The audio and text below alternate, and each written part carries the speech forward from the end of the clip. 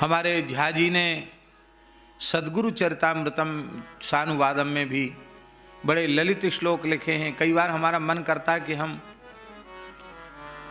उनके श्लोकों को कह कर के तब वो संस्मरण कहें, लेकिन वो उलट पलट के खोजना पड़ेगा थोड़ा, ये बात है। ठाकुर जी ने चाहा तो कभी, अब प्रतिवर्ष का उत्सव है, कभी ठाकुर जी ने चाहा तो एक बार सद्गुरु चरितामृतम सानुवादम पर ही भागवत सप्ताह की जगह सद्गुरु चरितामृतम ही संस्कृत श्लोकों के माध्यम से ही महाराज जी के मंगलमय चरित्र का अनुसंधान करने का भाव इस बार हमारे मन में बना है। इस बार तो भागवत सप्ताह है, अद्भुत है। हमारे महाराज जी के बाल्यकाल में पवित्र कान्यकुब्ज विप्रकुल में जन्म हुआ था, और अब तो सब जगह है आचार विचार में शिथिलता आई है। नहीं, कान्यकुब्जों के संबंध में बहुत प्रसिद्ध कहावत है, 9 कनवजिया 13 चूल्हे। क्या? 9 कनवजिया 13 चूल्हे। 9 कान्यकुब्ज ब्राह्मण थे, तो उनके अलग अलग चौका चूल्हा, उनका दूसरे के चौका चूल्हा का कुछ लेते नहीं। ब्राह्मण का चूहा नहीं खाता। तो उनके आचार विचार की विशेषता बताने के लिए बात है कि 9 कनवजिया 13 चूल्हे। एक जमाना था कि लोग कहते थे कि कान्यकुब्जों की बारात में नहीं जाना चाहिए। क्यों नहीं जाना चाहिए? अब होता कि नहीं पता नहीं। बारातियों को सीधा मिलता था। बोलो वृंदावन बिहारी। जब बारात पहुंची तो धनिया पीस करके सिल पर, गुड़ घोर करके, काली मिर्च और सौंफ डाल के, वो गुड़ का तो शरबत, वो तो अपरसी है, उसमें तो सब पी सकते हैं। और उसके बाद व्यक्ति के हिसाब से सीधा मिलता था, तौल करके, कि दुर्गा दत्त जी हैं तो इनके साथ 5 आदमी हैं, तो कितना आटा, कितना घी, कितना बूरा, उतना तौल के दे दिया। लकड़ी कंडा ढेर में रखे हैं, अपना चौका लगाओ, अपना नदी से, तालाब से पानी, कुआं से पानी भर के लाओ, अपना बनाओ। तो महाराज जहाँ इनकी बारात, सब जगह चूल्हे चेत रहे हैं, छोटे छोटे चूल्हा चेत रहे हैं। अब महाराज हारे थके हुए लोग, कौन वहाँ 56 भोग 36 व्यंजन बना रहा है। रूखे सूखे टिक्कड़, बरसात कोई ऐसा समय है, गीली लकड़ी आ गई, मान लो ठंड का समय है, मौठ पर गई, गीली लकड़ी आ गई, कंडा आ गया, तो जो है उसी में करना पड़ेगा। जरी बरी रोटी भी खानी पड़ेगी।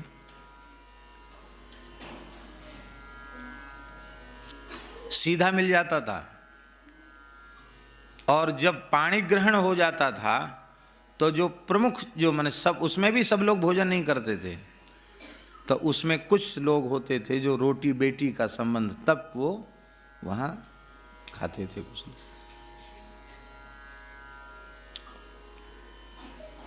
अब इससे आप विचार कर लीजिए कि महाराज जी के पूज्य पिताजी पंडित लक्ष्मण प्रसाद त्रिपाठी जी, जिनके यहाँ सब काम देखते थे, गांव के राजा थे,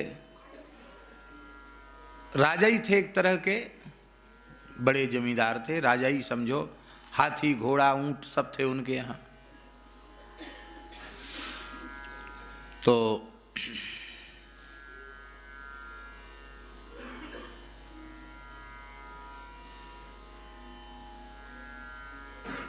क्या नाम था? गजाधर वक्ष, पंडित श्री गजाधर वक्ष अवस्थी, वो भी कान्यकुब्ज ही थे। वो राजा थे गांव के,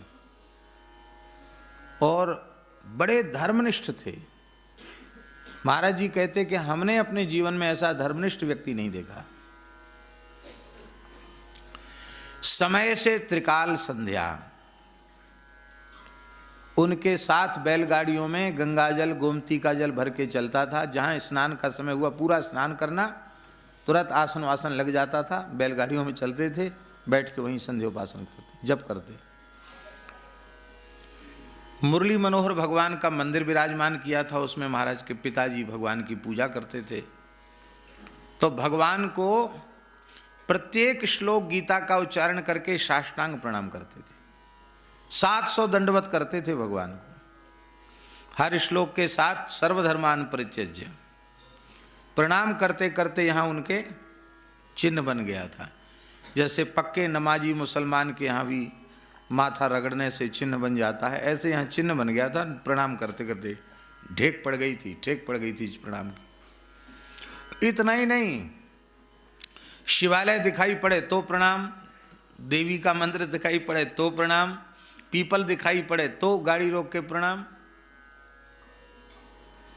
और संस्कृतज्ञ थे, विद्वान पुरुष थे, ज्योतिष के पंडित थे, संगीतज्ञ थे, संगीत के बहुत थे। महाराज पखावज बजाते थे, महाराज के पिताजी तबला बजाते थे, अब वो गाते थे, पक्की चीज गाते थे।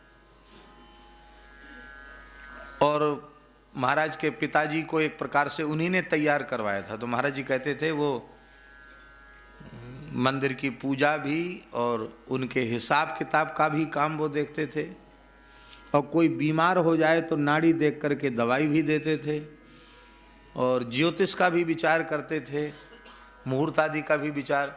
तो कहते सारा काम एक प्रकार से पिताजी ही देखते थे। लेकिन पूरे जीवन रहने के बाद भी एक दिन भी अवस्थी जी के घर में भोजन नहीं किया। क्यों? कानिकुब्ज हैं, रोटी बेटी का संबंध है, हमारी की कोई इस तरह का संबंध तो हमारा जुड़ा नहीं, तो तुम्हारे घर हम कैसे भोजन कर सकते हैं? भोजन नहीं किया, ऐसा आचार विचार था। महाराज जी तो साधु हो गए थे। बहुत समय बाद उनको पता लगा तो घूमते हुए गिरिराज जी आए, भोले शंकर जी महाराज जी के पास। पता लग गया उनको, गढ़ी में गए, कहाँ कहाँ गए पिताजी, बहुत लंबा समय हो गया था। तो उन्होंने कहा कि चलो दर्शन करें, यहाँ मिल के हमें, ज्येष्ठ पुत्र थे। तो गिरिराज जी में लक्ष्मण मंदिर में पहुँचे, पिताजी वृद्ध हो चुके थे उस समय। तो महाराज जी ने प्रणाम किया, आदर किया, मानसी गंगा में स्नान किया, कहा आप संध्योपासन कर लें और प्रसाद पा लें। उन्होंने कहा देखो ऐसा है कि तुम हो गए हो साधु, अब तुम्हारी जात पात भई खत्म, और हम कानिकुब्ज ब्राह्मण हैं, हमने अपने जीवन में कभी किसी का छुआ खाया नहीं, तो हमको केवल लकड़ी कंडा दे दो, सीधा भी हम लाए हैं, तुम्हारे यहाँ दान का अन्न आता होगा, हम गृहस्थ कैसे खा सकते हैं? हम अपना आटा दाल चावल लाए हैं, हमको लकड़ी कंडा दे दो। 2-3 दिन रुके, अपने बनाए खाए, वृद्ध शरीर, कोई सेवा नहीं ली महाराज जी से। अब महाराज जी कहे उनको कौन समझाए कि भगवत प्रसाद है, ये है वो, अपने ढंग के थे, फिर चले गए, दोबारा नहीं आए। तो इस तरह का आचार विचार पहले ब्राह्मणों में था। संतों में भी बहुत आचार विचार था। अब धीरे धीरे आचार विचार सब नष्ट होता चला जा रहा है, और उसका दुष्परिणाम हम सबके सामने उपस्थित है। आचारहीनम न पुनन्ति वेदा, आचारहीन को वेद भी पवित्र नहीं कर सकते। आचार की पवित्रता बहुत आवश्यक है।